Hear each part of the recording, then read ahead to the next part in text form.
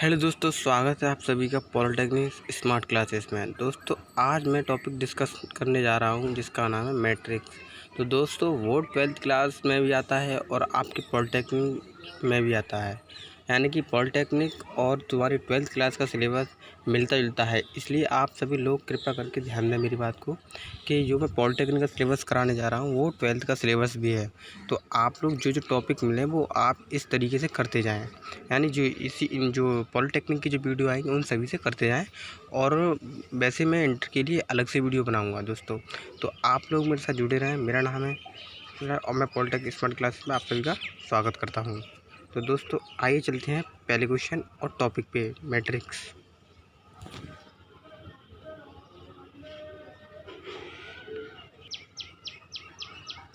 जैसे कि दोस्तों हम स्टार्ट करने जा रहे हैं मैट्रिक्स, जिसका नाम है क्या है, मैट्रिक्स। पहला चैप्टर हम डिस्कस करने जा रहे हैं जिसका नाम मैट्रिक्स। तो दोस्तों, मैट्रिक्स एक्चुअल में होता क्या है? मैट्रिक्स देखो दोस्तों, अरेंजमेंट होता है। लेकिन अरेंजमेंट किस चीज़ का होता है? यानी संख्याओं का भी हो सकता है और फलनों का भी हो सकता है। संख्याओं का मतलब, अब ये मैट्रिक्स का इस्तेमाल हम करते कहाँ पर है? जैसे कि आप लोगों ने देखा होगा एनसीसी जो बच्चे करते हैं, तो उनमें क्या होगा, मतलब क्या होता है कि उसमें लाइन से बच्चे खड़े होते हैं, इस तरीके से इस तरीके से इस तरीके से। अब जैसे मान लो हमें किसी बच्चे को बुलाना है, ठीक है। अब एक्चुअली हमें उसका नाम तो पता नहीं है कि यहाँ पे वो खड़ा है, तो हम क्या बोलेंगे कि तीसरी लाइन का और 5th वाला बच्चा मेरे पास आओ, ठीक है। इस तरीके से बुलाते हैं जो उनके लीडर जो होते हैं, ठीक है। तो अब ये क्या है, यानी कि ये जो हो गया आपका कौन सा कॉलम, तीसरा, और रो, यानी कि ये, यानी रो कॉलम के हिसाब से वो बोल देते हैं कि फ़लाने रो में से और इस बच्चे को बुलाया जा रहा है, ठीक है। तो एक्चुअली में उसका नाम तो पता नहीं होता सभी को, तो उसको इस तरीके से इंडिकेट करने के लिए बुलाते हैं, यानी कि इस तरीके से बोलते हैं, ठीक है दोस्तों। तो आज हम बात करेंगे मैट्रिक्स की। तो मैट्रिक्स कहाँ कहाँ इस्तेमाल होता है ये हमने बता दिया। और भी कुछ हैं जो मतलब यहाँ पर मैट्रिक्स का इस्तेमाल होता है। जैसे कि दोस्तों आपको दिख रहा है कि मैट्रिक्स होता क्या है। मैट्रिक्स होता है अरेंजमेंट। किस चीज़ का अरेंजमेंट? अरेंजमेंट होता है ये संख्या और फलनों का। किस चीज़ का अरेंजमेंट, किस चीज़ का होता है? संख्या और फलनों का। जैसे कि आप लोगों को दोस्तों ये दिख रहा है, ये नंबर दिख रहे हैं 3 4 5 4 7 8 9 2 और 3 2 1 और 7, कि इस तरीके से नंबर दिख रहे हैं, यानी बहुत सारे नंबर लिखे हुए हैं। ये अरेंजमेंट किया गया है और अरेंजमेंट किया गया है इन नंबरों को, और उसमें बताया गया है कि कॉलम क्या होता है और रो क्या होता है। जैसे बहुत सारे ये नंबर हमने ये टेबल एक टेबल रूप में बना दिए, टेबल, ये टेबल, ये टेबल और ये टेबल, ठीक है दोस्तों। तो अब ये टेबल हमने बना दी और हमें किसी नंबर को इंडिकेट करना है, इंडिकेट यानी बताना है। तो हम किस तरीके से बताएंगे? यानी मान लो ये टेबल दे रखी है, तो इस तरीके से हम बताएंगे कि हमारी ये टेबल में मान लो थर्ड, ये 1 जो नंबर है, इस चीज़ को इंडिकेट करना है हमें, किसको? 1 को। तो हम बोलेंगे कि रो नंबर 3 के और कॉलम नंबर 3, यानी रो नंबर 3 और कॉलम नंबर 3 का जो नंबर है उसे दर्शाइए। तो ये नंबर कौन सा? देखो, ये रो जो रो है, रो फर्स्ट ये वाली है, रो सेकंड ये वाली है, रो थर्ड ये वाली है। ये सभी क्या है? रो। ठीक है दोस्तों। और कॉलम क्या है हमारी? कॉलम होती हैं ये जो खड़ी हुई लाइन जो होती हैं उन्हें बोलते हैं कॉलम, ठीक है दोस्तों। अब हम बात करते हैं कि अब जैसे कोई नंबर दे रखा है आपको, जिस तरीके से मैं अभी बता रहा हूँ दोस्तों, जैसे आपको कोई नंबर दे रखा है, जैसे इस तरीके से 3 4 5, ये क्या है दोस्तों? 3 2 1, ये आपको नंबर दे रखा है। इसमें रो और कॉलम कैसे पहचानेंगे कितनी रो है और कितने कॉलम है? तो दोस्तों उसके लिए हम करते क्या हैं कि जो ये लेटी हुई जो लेटे हुए जो नंबर होंगे, जितने भी लाइन के नंबर होंगे, यानी ये फर्स्ट लाइन लेटी हुई है हमारी, क्या है? लेटी हुई है, तो इसको बोलेंगे रो। और ये भी लेटी हुई है, तो इसको क्या बोलेंगे? इसको भी रो। ये रो 1 होगी और ये रो 2 होगी, ठीक है। अब कॉलम क्या होगा? कॉलम जो लाइन होंगी वो हमारी ये होंगी 3 4 5 3 7 1। अब कॉलम क्या होंगी? जितनी भी खड़ी हुई लाइन होंगी, यानी यहाँ से ये देखेंगे, ये जितनी भी खड़ी हुई लाइन होंगी उन्हें क्या बोलेंगे? कॉलम। यानी कॉलम का मतलब स्तंभ, और जो जो खड़े हुए होते हैं उनको बोलते हैं, मतलब जो खड़े हुए होते हैं उन्हें स्तंभ बोलते हैं, और जो लेटे हुए बोलते हैं ना कॉलम, सॉरी रो, ठीक है दोस्तों।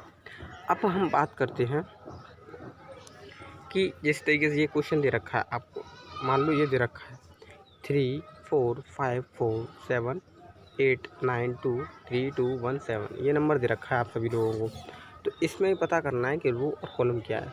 तो आपको पता है कि ये जो लेटी हुई लाइन है वो कितनी है, 3, कितनी है 3।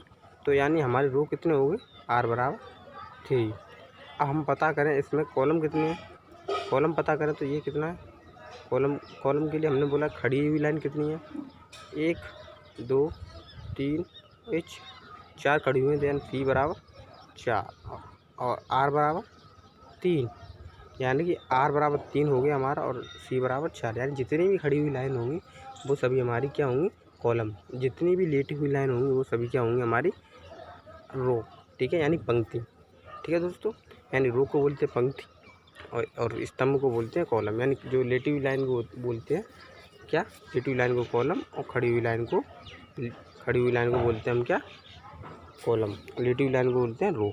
ठीक है दोस्तों, अब बात करते हैं कि ये मैट्रिक्स को हम किससे दर्शाते हैं। इसके लिए हम एक बड़े लेटर से, जो कैपिटल लेटर से हम इसको, अगर इसकी वैल्यू को दिखाते हैं तो वो कैपिटल लेटर से दिखाते हैं। यानी ए बराबर, जैसे ये ए बराबर, बी बराबर, सी बराबर, कोई भी और भी नंबर हो सकता है, तो वो सभी हम किससे दिखाएंगे, कैपिटल लेटर से। ठीक है दोस्तों, अब हम बात करते हैं कि आव्यूह की कोटि क्या होती है। आव्यूह की कोटि यानी ऑर्डर ऑफ अ मैट्रिक्स। तो ऑर्डर ऑफ अ मैट्रिक्स क्या होता है दोस्तों, एक्चुअली में जो हमने मैट्रिक्स बनाई है, यानी ये जो मैट्रिक्स दे रखी, जिस तरीके से आप लोग, तो मैट्रिक्स में हमें ये पता करना होता है कि ऑर्डर क्या है इसका, यानी कि रो क्या कितने हैं इसमें और कॉलम कितने हैं। तो हम इसके लिए हम करते क्या हैं, हमें पता होता है कि जो इसका ये फॉर्मूला होता है आव्यूह की कोटि का, वो होता है पंक्तियों की संख्या इंटू स्तंभों की संख्या। यानी कितने स्तंभ हैं और कितनी पंक्तियाँ, उन सभी का क्या कर दो, मल्टीप्लाई। तो देखो दोस्तों, अब ऐसे ये दे रखा है, तो इसमें रो मतलब यानी पंक्तियों की संख्या कितनी है, पंक्तियों की संख्या इसमें कितनी है, पंक्तियों की संख्या इसमें 1 और ये 2। तो पंक्तियों की संख्या कितनी है इसमें 2, और कॉलम की संख्या कितनी है, स्तंभ की संख्या कितनी है 1 2 और ये 3। स्तंभों की संख्या कितनी है 3, तो 3 का मल्टीप्लाई कर दो। तो 2 इंटू 3 ये हमारा क्या हो गया, ऑर्डर। यानी कि रो बराबर r इंटू सी होता है। यानी ऑर्डर के लिए फॉर्मूला जो होता है वो r इंटू सी होता है। तो r इंटू सी होता है दोस्तों, r इंटू सी। ठीक है, अब बात करते हैं ये तो हमारा निकालने के लिए ऑर्डर हो गया। अब एलिमेंट की बात करते हैं। जैसे मान लो ये एक मैट्रिक्स दे रखी है दोस्तों, ये क्या है, एक मैट्रिक्स। अब इस मैट्रिक्स में ये पता करना है कि इसमें कितने एलिमेंट दे रखे हैं। तो एलिमेंट पता करने के लिए होता क्या है कि अब गिनेंगे तो उसमें टाइम लगेगा। तो हमें एक फॉर्मूला होता है हमारा, क्या होता है, फॉर्मूला होता है हमारा कोटि बराबर, ये तो हमने अभी कोटि पता की थी। अब इसमें हमें पता क्या करना है, एलिमेंटों की संख्या। एलिमेंटों की संख्या पता करनी है। देखो इस तरीके से इसमें ये दे रखा है, स्तंभ पता करने के लिए।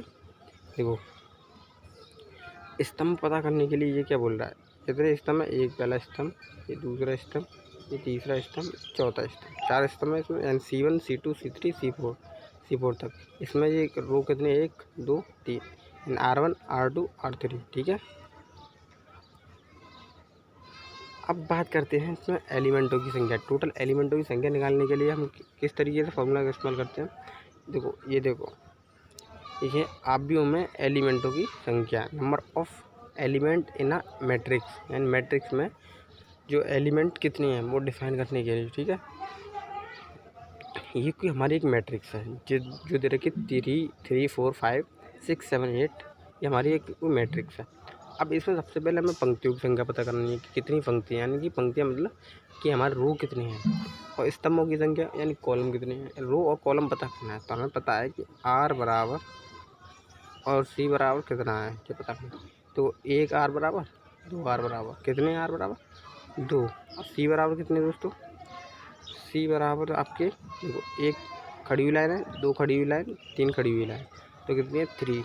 तो अब इनमें पता करना है, तो हमारा फॉर्मूला क्या होता है एलिमेंट निकालने के लिए, R into C is equal to कितना हो गया, 2 इंटू 3 इजिकल टू 6, कितना हो गया 6। तो यानी एलिमेंटों की संख्या कितनी है 6। इसी तरह से आप गिन भी सकते हैं 1 2 3 4, 1 2 3 4 5 6, कितने एलिमेंट है 6। यानी फॉर्मूला क्या हुआ हमारा, R इंटू सी, R इंटू यानी रो की नंबर ऑफ़ रो पता होना चाहिए और नंबर ऑफ़ कॉलम पता होना चाहिए। तो इन सभी का मल्टीप्लाई कर दो, आपको टोटल एलिमेंटों की संख्या पता पड़ जाएगी। ठीक है दोस्तों, अब बात करते हैं कि हमारा क्वेश्चन आता है ये वाला क्वेश्चन है हमारा ये वाला। इस क्वेश्चन में देखो पूछा क्या गया है दोस्तों, इस क्वेश्चन में पूछा गया है हमें उदाहरण नंबर फर्स्ट। इसमें दे रखा है कि 3 फैक्ट्रियाँ हैं जिसका जो फैक्ट्री फर्स्ट, सेकंड और थर्ड में पुरुषों और महिलाओं की कर्मियों की संख्या।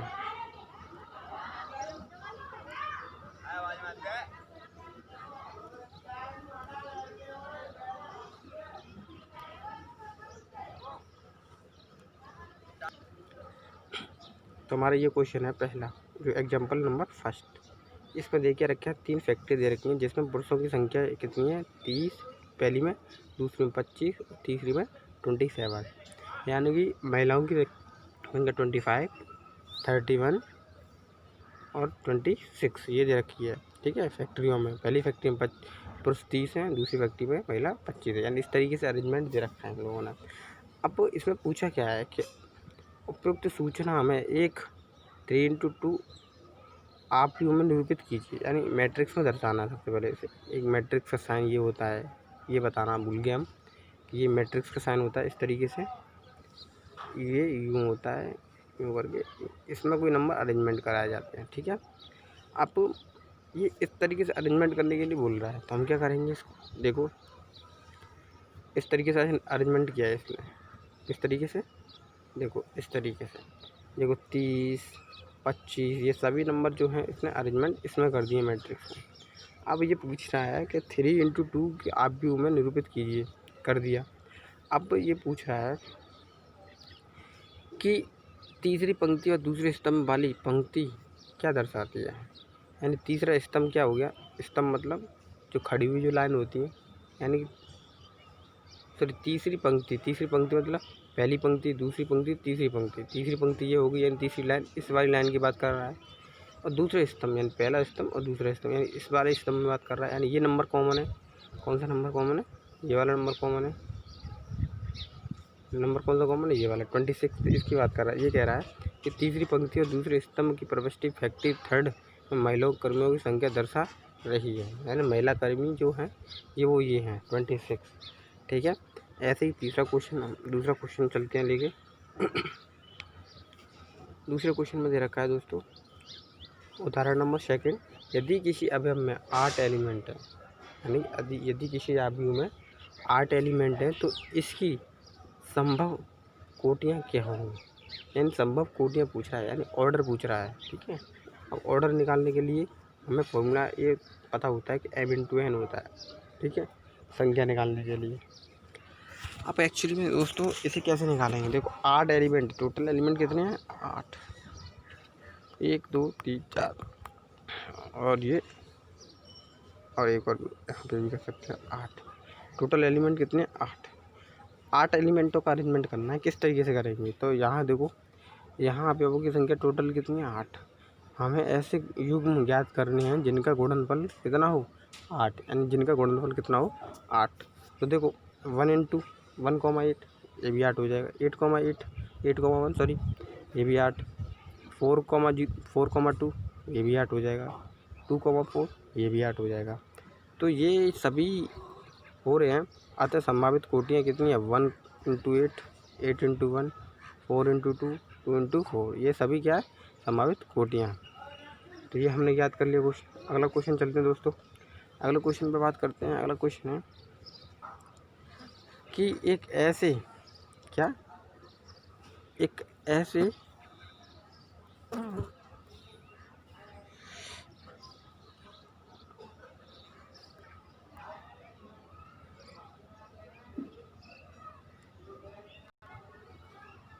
अगले क्वेश्चन की बात करते हैं दोस्तों कि एक ऐसे 3×2 अवयव की रचना कीजिए जिसके अवयव ए इस तरीके से दे रखा है। ये क्वेश्चन पूरा इस तरीके से रचना कर दिया। तो सामान्य हम जो मैट्रिक्स है वो 3×2 की है, तो इस तरीके से हम अरेंजमेंट करेंगे। यानी रो होंगे उसमें कितने 3 और कॉलम की संख्या होगी उसमें 2। तो देखो रो कितने उसमें 1 2 3 रो हो गए, कॉलम 1 2 कॉलम हो गए। यानी रो कॉलमों की संख्या हमने इस तरीके से अरेंजमेंट कर दी। अभी हमें इसकी वैल्यू पता नहीं है नंबर की, तो हम क्या करेंगे, इस तरीके से निकालेंगे इनका मान। तो इसमें क्या रखेंगे, जब ये ए आई जे, तो देखो ए आई जे जब इक्वल टू फॉर्मूला ये हमारा ये दे रखा है, ठीक है। इसमें सबसे पहले अगर हम ए फर्स्ट टू यानी ए वन निकालेंगे, तो देखो आई की जगह पे 1 रखेंगे और जे की जगह पे 1 रखेंगे। जब ए 1 2 निकालेंगे तो आई की जगह पे रखेंगे 1, जे की जगह पे रखेंगे 2। तो उसने इसी तरह से रखते हुए उसने वैल्यू निकाल ली। देखो ये वाला जो दे रखा है, देखो यहाँ पे A11 दे रखा है, तो 1/2। हाँ, और जे मॉड में 1, हाँ, आई की जगह पे कितना लगाया उसने 1, और जे की जगह पे भी कितना लगाया 1, तो ये कट के कितना आ गया 1, ठीक है। इसी तरह से आई की जगह पे ये लगाएगा 1 और जे की जगह पे लगाएगा 2, तो आई की जगह पे 1 लगाया, जे की जगह 2 लगाया, ठीक है। तो ये कितना निकल के आएगा, इसको भी अगर करेंगे तो ये कितना निकल के आएगा, -5/2। और ऐसे ही इसमें अब लगाएंगे हम, तो A1 3 में लगाएंगे, तो इसमें भी ए का मान कितना होगा 1, और जे का मान कितना होगा, आई का मान होगा 1 और जे का मान कितना होगा 3। तो इसे भी जब हम करेंगे तो ये कितना निकल के आएगा, ये भी निकल के आएगा -4। इसी तरह से हम A21 A22 A31 32 ये भी करेंगे, तो इसका मान भी निकल के आएगा। तो इस तरीके से ये निकल के आएगा। देखो ए जो हमारा A1 का मान जो निकल के आया वो हमने यहाँ रख दिया, A12 का मान निकल के आया वो हमने यहाँ रख दिया, ये माइनस का होगा। और ये A1 मतलब, और ये वाला जो निकल के आया वो हमने यहाँ रख दिया। यानी कि इसी तरह से हम क्या करेंगे, इनका अरेंजमेंट करेंगे दोस्तों, ठीक है। तो दोस्तों और भी क्वेश्चन है और देखते हैं। अब बात करते हैं आव्यूह के प्रकार।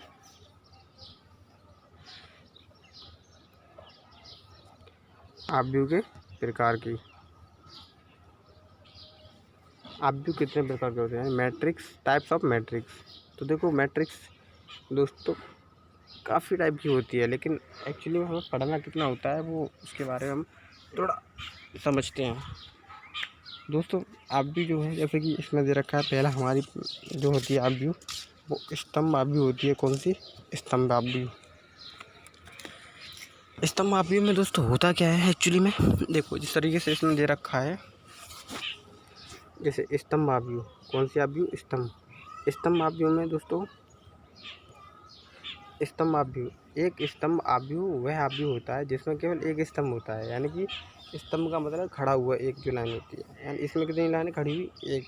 एक्चुअली में इसमें नंबर कितने, 1 2 3 4। तो ये क्या होगा, जो कॉलम मतलब इसमें जो कॉलमों की संख्या जो होगी वो कितनी होगी 1, और इसमें रो की संख्या कितनी होगी 4, रो की संख्या कितनी होगी 4। तो इस तरीके से दिख रहा है, जिसमें सिर्फ एक कॉलम हो उसी को बोलेंगे हम कॉलम आव्यूह। अगर जिसमें एक रो की बात करिए, एक रो हो, उसमें उसे बोलेंगे रो मैट्रिक्स। तो इस तरीके से देखिए, इसमें देखिए रो मैट्रिक्स क्या होती है, एक पंक्ति आव्यूह वह आव्यूह होता है जिसमें केवल एक पंक्ति होती है। यानी एक पंक्ति मतलब ये एक लाइन मैंने बताया, जो इस तरीके से लेटी होगी, एक लाइन तो एक लाइन लेटी हुई है, तो वो क्या होगा, पंक्ति आव्यूह। अब वर्ग आव्यूह क्या होगा दोस्तों, वर्ग आव्यूह जिसमें क्या होगा, कॉलम और पंक्तियों की संख्या क्या होगी, समान। यानी कि लेटी हुई जो लाइन है और जो खड़ी हुई लाइन है उन सभी का नंबर कितना होगा, समान। यानी कि अगर 3x3 है, 3 × 3 है, यानी कॉलमों की संख्या और रो की संख्या इनमें क्या है, बराबर। यानी कॉलम बराबर 3 और मतलब रो बराबर 3। तो इस तरीके से देखिए इसमें एग्जांपल, ये एग्जांपल है इसका स्क्वायर मैट्रिक्स का। जैसे रो इक्वल टू कॉलम, कितना, रो इक्वल टू कॉलम, ये दिख रहा है आपको, ठीक है। तो देखो इसमें एक लाइन 2 लाइन, यानी रो बराबर कितने, 2, कॉलम बराबर 1 2, कॉलम भी 2 है, तो 2 × 2। ऐसे ही अब इसकी हम डेफिनेशन देखें, एक ऐसी आव्यूह जिसमें पंक्तियों की संख्या स्तंभों की संख्या के बराबर होती है, वर्ग आव्यूह कहलाती है, ठीक है दोस्तों। अब इसमें बात करते हैं, देखो बी बराबर कितना दे रखा है इसमें, देखो 1 3 5 9 7 2 0 3 7, 3x3, यानी इसमें रो की संख्या 3 है, कॉलमों की संख्या कितनी है, वो भी 3 है, यानी कि 3 × 3, यानी कितना हो गया 3। और एलिमेंटों की बात करें तो कितने हो गए एलिमेंट इसमें 9। टोटल एलिमेंट कितना हो जाएंगे 9। ठीक है दोस्तों। अब बात करते हैं दोस्तों विकर्ण आव्यूह, जिसे बोलते हैं डायगोनल मैट्रिक्स। क्या बोलते हैं डायगोनल मैट्रिक्स। डायगोनल मैट्रिक्स में दोस्तों ये देखो डायगोनल मैट्रिक्स में होता क्या है, कोई भी मैट्रिक्स यदि किसी वर्ग आव्यूह में मुख्य विकर्ण के तत्वों को छोड़कर सभी एलिमेंट शून्य हो उसे विकर्ण आव्यूह कहते हैं। यानी कोई भी हमने हमारे अरेंजमेंट दे रखा है नंबरों का, जैसे 3 0 0 2 0 2 1, ये आप भी दे रखे और यहाँ पे भी 0 आएगा, 0 0 और 5, ये कोई आप भी दे रखी है। यानी कि ये जो होगा हमारा इसे बोलेंगे विकर्ण। इस तरीके से दिख रहा है आप लोगों को, ये क्या है विकर्ण। सिर्फ विकर्ण वाली जो लाइन होगी उन्हीं में नंबर होगा, और बाकी जितने भी मैट्रिक्स में जितने भी नंबर होंगे वो सभी 0 होंगे। यानी कि जहाँ वो सभी नंबर 0 होंगे। विकर्ण की लाइन को छोड़ने के बाद जो जितने भी एलिमेंट में जितने भी तत्व होंगे वो मतलब जितने भी एलिमेंट होंगे उसमें मैट्रिक्स में वो सभी शून्य होंगे। जिस तरीके से आपको दिख रहा है इसमें, यहाँ पे भी शून्य है, यहाँ पे भी शून्य है, तो ये सभी क्या है, ये विकर्ण आव्यूह। ऐसे इसमें देखो जो मुख्य विकर्ण है वो बाकी मुख्य विकर्ण है, मुख्य विकर्ण में सिर्फ नंबर दे रखे हैं 1 3 5, और बाकी सब क्या है शून्य है। ठीक है दोस्तों, तो इसे बोलते हैं विकर्ण आव्यूह। विकर्ण वाली जो लाइन है मुख्य विकर्ण वाली, उसी लाइन पे बस नंबर होने चाहिए, अन्यथा किसी पे नहीं, तब वो होगी हमारी विकर्ण आव्यूह। ठीक है। अब बात करते हैं अदिश आव्यूह। अदिश आव्यूह क्या होती है दोस्तों, अदिश आव्यूह हम बात करते हैं। अदिश आव्यूह होती है तुम्हारी स्केलर मैट्रिक्स, जिस वर्ग आव्यूह के मुख्य विकर्ण के सभी तत्व बराबर तथा शेष सभी तत्व शून्य हों उसे अदिश आव्यूह कहते हैं। देखो जिस तरह विकर्ण आव्यूह होता है उसी तरह अदिश आव्यूह होता है, लेकिन फ़र्क क्या है इसमें, फ़र्क ये है कि इसमें जो विकर्ण वाली लाइन में जो नंबर होते हैं वो सेम होने चाहिए। सेम मतलब यानी कि 3 है तो 3 3 होने चाहिए। उसमें क्या था, जैसे विकर्ण वाली लाइन पे 1 यानी 1 3 5 इस तरीके से नंबर दे रखे थे, यानी उसमें क्या थे विकर्ण वाली लाइन के जो नंबर थे वो सेम नहीं थे। लेकिन इसमें क्या है, विकर्ण वाली लाइन के नंबर सेम होने चाहिए, बाकी सभी एलिमेंट शून्य होने चाहिए। और ये मैट्रिक्स सिर्फ स्क्वायर मैट्रिक्स में ही काम करती है। स्क्वायर मैट्रिक्स में होगा तभी विकर्ण बनेगा। स्क्वायर मैट्रिक्स में अगर हमारी मैट्रिक्स नहीं होगी तो विकर्ण मैट्रिक्स नहीं बन पाएगा। तो इस तरीके से देखिए इसमें भी देखो सभी नंबर कैसे सेम है, इसमें भी सभी नंबर क्या है सेम है विकर्ण में, बाकी सब एलिमेंट क्या है 0। तो इस तरीके से इसको पढ़ते हैं। ठीक है। अब बात करते हैं तस्मिक आव्यूह, यही आइडेंटिटी मैट्रिक्स। क्या है ये आइडेंटिटी मैट्रिक्स। इसमें क्या होता है, इसमें होता है कि ये भी इसी तरह से काम करती है, यानी कि इसमें भी जो विकर्ण की जो मान जो होता है वो भी समान होता है, यानी विकर्ण वाली जो लाइन होती है वो भी इसमें समान होती है। ठीक है। और बाकी सब एलिमेंट क्या होते हैं 0, बाकी सब एलिमेंट क्या होते हैं 0। लेकिन हाँ इसमें एक चीज़ और ध्यान देने वाली बात होती है कि इसमें जो होते हैं ये एलिमेंट, ये वाले जो एलिमेंट होते हैं विकर्ण वाले, ये सिर्फ 1 होने चाहिए। क्या होना चाहिए 1। उसमें क्या था कि कोई भी नंबर हो लेकिन समान हो, यानी कि हमने अभी क्या पढ़ा था, हमने उसमें पढ़ा था, हमने इसमें क्या देखा था, इसमें देखा था हमने आदिश में क्या था कि कोई भी नंबर हो लेकिन ये वाला सेम हो।